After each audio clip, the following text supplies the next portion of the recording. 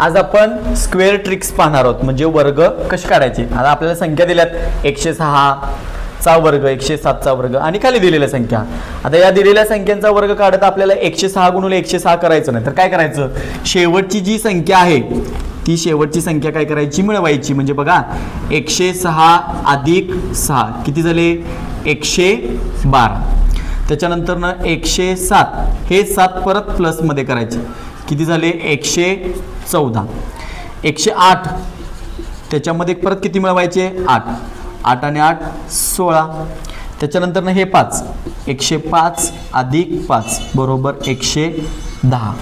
हे 4, 104 अधिक 4 बरोबर किती झाले 108. आता आपल्याला माहिती आहे 6 चा वर्ग 36, 7 चा वर्ग 49, 8 चा वर्ग 64, 5 चा वर्ग 25, 4 चा वर्ग 16. समजलं. आता तुम्ही करा 109 चा वर्ग बरोबर किती. Okay done.